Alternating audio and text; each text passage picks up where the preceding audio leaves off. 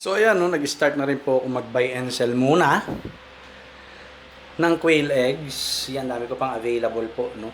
So nag-start ako mag-buy and sell, and then buy and sell din po ng quail meat. Ayan, may pa-order tayo, no. At habang tayo po ay nagpaparami po ng ating quails. Ayan. So itong dalawang automatic incubator natin puno na. Mamayang gabi po samahan nyo ako. At ito po naman ang pupunuin natin. Alright? So, bakit po ako nagpaparami? Unang-una, ito yan. Mabypass po natin yung producer.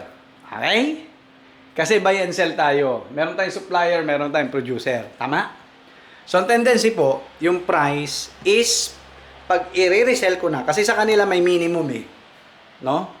Hindi nyo naman pwedeng sabihin na, doon na lang pala ako sa supplier ni Sir kukuha, mahal sa kanya. No? Doon na lang ako kukuha ng 100 pieces. Eh, may minimum po yun. Minimum 1,000 pieces ang table eggs ng quail or quail table eggs po. Yung pang konsumo. Minimum 1,000. No? Minimum 1,000 po. Dito po sa quail meat, wala ka naman problema doon sa supplier ko po, no? Ang problema lang is yung stock. Okay? Yung stock po. Kaya hindi siya nagpapalimit, no? Dahil talagang konti na lang stock, no? Kahit isa lang pwede mong kunin. Walang problema. Ang gusto ko pong i-bypass dito is yung dadaan pa ako sa producer. Producer supplier, no? Ano ang tendency po nun? Mas mataas ang presyo sa akin. Hindi naman sobrang taas po, ha?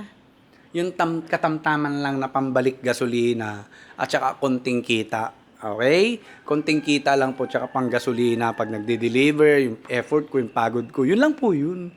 No? The rest po ay kita na natin kahit konti, no? So yun po yung gusto kong i-bypass kung bakit tayo nagpaparami ng pugo, no? Para halimbawa every batch, halimbawa itong batch na to, napisa na. Lahat ng lalaki hihiwalay ko na. No? Okay? Tapos pag pwede na katayin, katayin na. Then benta natin as karne. Ayan. No?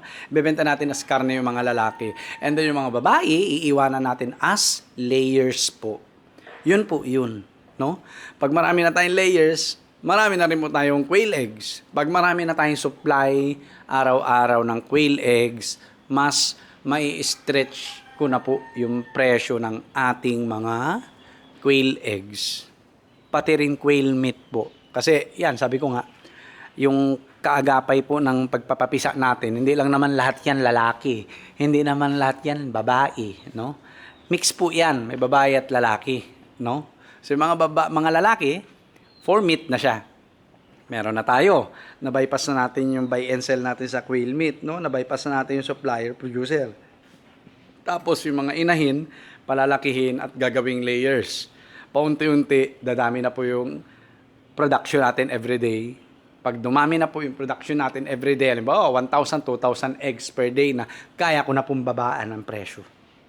Yun po yun. Kaya ko na siyang babaan. Okay? At dyan na po kayo pwedeng pumasok sa akin bilang reseller. Kasi kung kayo po ay kukuha sa akin ngayon ng quail meat, no? At ng quail eggs, pag nag-resell kayo, mas mataas na yung presyo, no? Mas mataas na po yung presyo. Ganun po mangyayari. Hindi naman po kasi maramihan yung kuha ko. Siguro ko pag 5,000 to 10,000 quail eggs ang kukunin ko, kayang babaan nung supplier ko yung presyo. Kaya ko rin ibigay sa inyo ng tama na may kikitain kayo. Pero since tayo ay pa 1,000 pieces lang sa quail meat, 20 packs, no? Buti nga na pagbigyan pa tayo. Eh ganun po na talaga mangyayari, no? Ganun po mangyayari. Kaya nga napaka-precious po nitong first 8 months. Starting nun sila po ay nangitlog. Itong mga layers po natin. Napaka-precious po sa akin itong mga to. No? At yan, ang dami ko na naman nakikitang itlog. Okay. Ayun o, sa baba. Hanggang sa taas. May 5 dito sa baba. Ayan o, dami na o. Fertile eggs po to, no?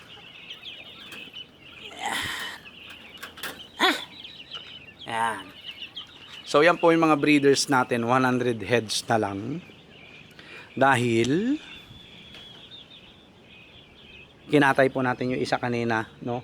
At nagkaroon ng prolapse, parang gano'n. Hindi niya nailabas po yung itlog niya. Anong nangyari? Nawasak yung puwet, boy. Wasak yung puwet. No? Bumuka ka, parang ganun. Okay? So yun po no, ang ating purpose kung bakit tayo nagpaparami is to bypass producer and supplier pag kukuha tayo. Another thing is para mas mapababa natin yung presyo ng itlog pugo natin dito sa yard. Ayan, no? And nagre-research na rin po ako tungkol sa genetics ng pugo. Kung pwede po ba silang i-inbreed, no? Or i-line breed, or i-crossbreed sa ibang species ng pugo. Ayan po, no? Nagre-research po tayo. At kung ano-ano po yung mga varieties or species ng mga domesticated na pugo intended for meat and egg production po. So, yun lang po. God bless po sa ating lahat. Peace!